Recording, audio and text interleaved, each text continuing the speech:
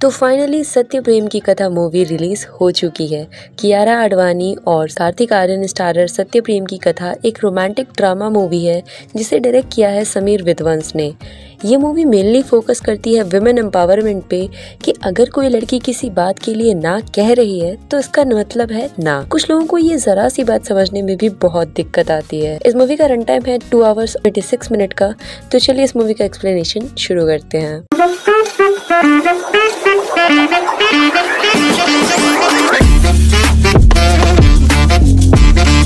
Movie शुरू होती है अहमदाबाद में रहने वाले सत्य प्रेम AKA सत्तू से, जो बेरोजगार है। LLB फाइनल ईयर में फेल होने के बाद वो अपना ज्यादातर वक्त घर पर ही बिताता है अपने मम्मी पापा और बहन के साथ। नाम तो वैसे सत्य प्रेम है, लेकिन सब प्यार से सत्तू कहते हैं, पर सीधे मुंह उससे कोई बात नहीं करता। उसके घर की कंडीशन भी जरा अलग ही है। सत्तू और उसके पिता घर का सारा काम संभालते हैं और उसकी माँ और बहन घर का खर्च उठाते हैं। एक्चुअली उसकी माँ और बहन दोनों गरबा सिखाते हैं जिससे घर चलता है। फिल्म की स्टार्टिंग में एक चीज़ बहुत क्लियर दिखा दी जाती है कि सत्तू चाहता है कि अब बस उसकी शादी हो जाए और दिन रात वो बस इसी चीज़ के बारे में सोचता है। ऐसा नहीं है कि उसे आज तक कोई लड़की पसंद नहीं आई। एक लड़की पसंद आई थी 1 साल पहले, जब सत्तू किसी जलसे में गया था। तो वहाँ कथा से उसकी पहली मुलाकात होती है और कथा को देखते ही सत्तू को उससे पहली नजर वाला प्यार हो जाता है। सत्तू कथा से बात करने की कोशिश करता है, लेकिन बात आगे बढ़ने से पहले ही कथा उसे बता देती है कि उसका ऑलरेडी एक बॉयफ्रेंड है जिसका नाम तपन है। जिसको सुनकर सत्तू कहता है कि तुम दोनों के नाम का तो कोई हैशटैग भी नहीं बनता। हैशटैग ऐसा होना चाहिए जैसा हम दोनों का नाम है, सत्य प्रेम की कथा। इसके बाद सत्तू कहता है कथा से कि तुम्हारा रिलेशन कैसा है अपने बॉयफ्रेंड से, मतलब लाइफ लॉन्ग वाला है या कैजुअल, क्योंकि मैं तुम्हारे साथ लाइफ लॉन्ग रहना चाहता हूँ। सत्तू और कथा की बातें चली रही होती है कि इतने में वहाँ तपन आ जाता है और कथा को अपने साथ वहाँ से ले जाता है। कथा को जाता देख सत्तू को बहुत बुरा लगता है और यही कथा और सत्तू की आखिरी मुलाकात थी 1 साल पहले।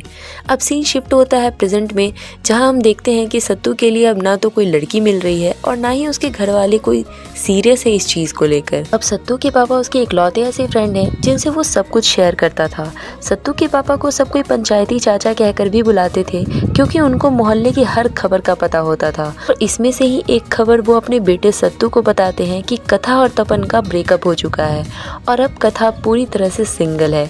ये सुनकर सत्तू फिर से जलसे में जाने की तैयारी करता है, क्योंकि कथा हर बार वहाँ आती है अपना परफॉर्मेंस देने के लिए, लेकिन इस बार सत्तू को कथा पूरे जलसे में कहीं नहीं दिखती।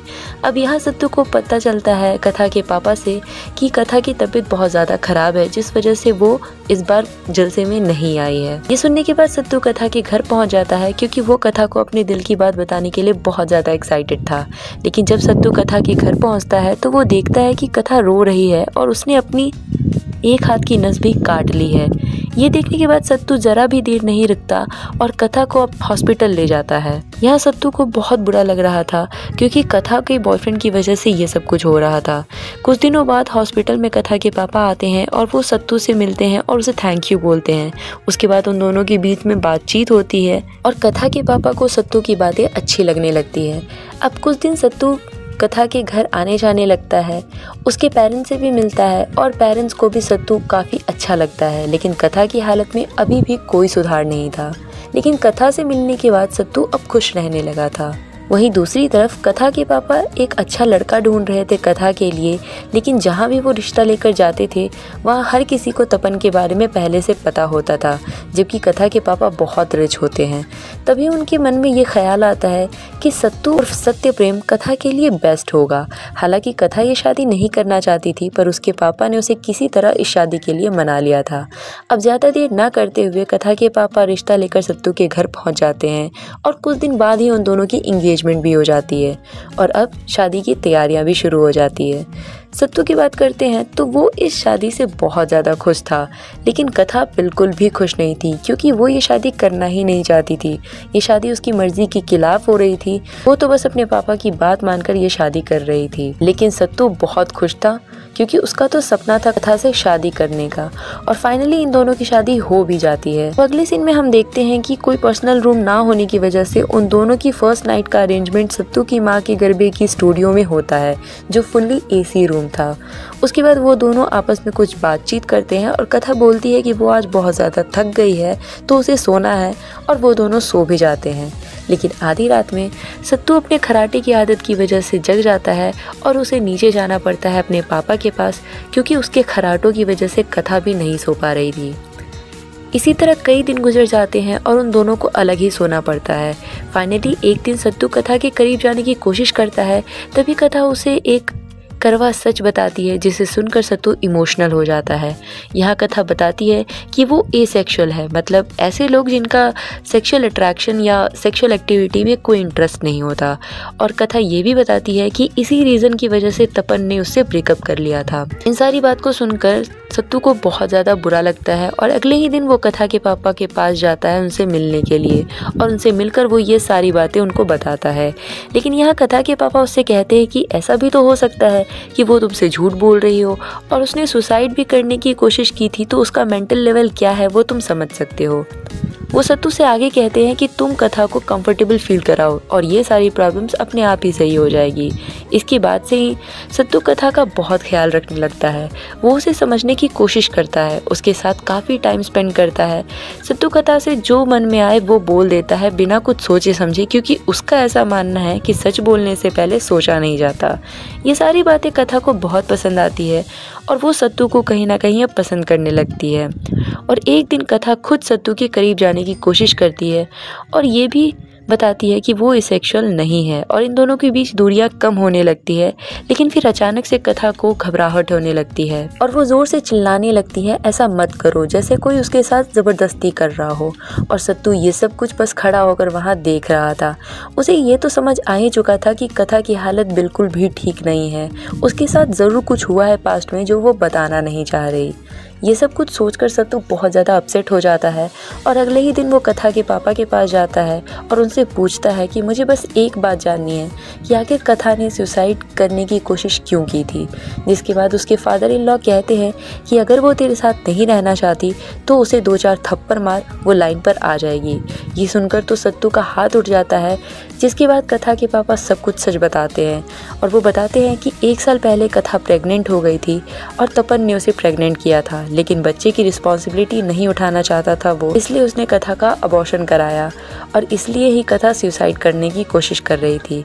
कथा के पापा ने जो बताया उस पे भी सारा सच नहीं था। तो सत्तू सीधा तपन के ऑफिस पहुंचता है और उसे कुत्ते की तरह मारता है। सब लोग सत्तू को रोकने की कोशिश करते हैं, लेकिन वो तपन को बहुत मारता है और इस वजह से उसे जेल भी जाना पड़ता है। लेकिन शाम तक ही वो छूटकर वापस अपने घर आ जाता है। यहाँ कथा अपना सारा सच सत्तू को रो रो कर बताती है। वो उसे बताती है कि एक बार वो तपन के साथ डेट पर गई थी जहाँ उसके साथ रेप हुआ था। उसके मना करने के बावजूद तपन ने उसका रेप किया और इस वजह से ही वो प्रेग्नेंट हो गई थी और ये बात वो घर पे नहीं बता सकती थी, इसलिए उसने सबसे छुपा कर अबॉर्शन करा लिया। लेकिन कथा के पापा को ये बात कहीं से पता चल जाती है, जिस वजह से कथा सुसाइड करने का डिसाइड करती है और तब से ही वो किसी भी मर्द के आसपास भी जाने से डरती है। इसलिए उन दोनों के बीच कोई फिजिकल रिलेशन भी नहीं था। लेकिन सत्तू ने कथा को हर तरह से एक्सेप्ट कर लिया था। उसके करीब जाने की उसे कोई ज़रूरत नहीं थी। वो उसे एक लंबे वैकेशन पे ले जाता है जहाँ वो दोनों खूब इंजॉय करते हैं, साथ में क्वालिटी टाइम स्पेंड करते हैं। काफ़ी बार तो ऐसा होता है कि ये दोनों करीब भी आते हैं, लेकिन सत्तू खुद की फीलिंग्स पर कंट्रोल रखता है ताकि कथा कंफर्टेबल फील करे। लेकिन इसका कोई ना कोई सॉल्यूशन तो ढूंढना पड़ेगा। अब अगले ही दिन उनके घर पर सत्यनारायण की कथा रहती है, जहाँ सत्तू एक कंप्लेंट पेपर लेकर आता है और उस पर कथा के साइन लेना चाहता है। लेकिन इस बात पर सत्तू और उसके फादर इन लॉ के बीच बहस हो जाती है, क्योंकि कथा के पापा नहीं चाहते कि ये सारी बातें समाज के सामने आए। तब सत्तू सबके सामने ये कहता है कि जब लड़कियों के साथ रेप होता है तो 99% लड़कियां कंप्लेंट नहीं करती, ये सोचकर कि उसकी इज्जत खराब हो जाएगी और इससे इन लोगों को कभी इंसाफ भी नहीं मिलता। और अगर कथा ने आज इस कंप्लेंट फाइल पर साइन नहीं किया तो कहीं ना कहीं वो भी लाइफ टाइम इस गिल्ट में जिएगी कि उसने कोशिश तक नहीं की। ये सब सुनकर कथा पेपर पे साइन कर देती है और कुछ दिनों के बाद तपन को अरेस्ट कर लिया जाता है और उसे सजा भी मिलती है। तो ये था सत्य प्रेम की कथा का एक्सप्लेनेशन। आपको ये मूवी और मेरा एक्सप्लेनेशन कैसा लगा नीचे कमेंट सेक्शन में ज़रूर लिखना, और अगर ये वीडियो आपको पसंद आता है तो इसे लाइक भी करना।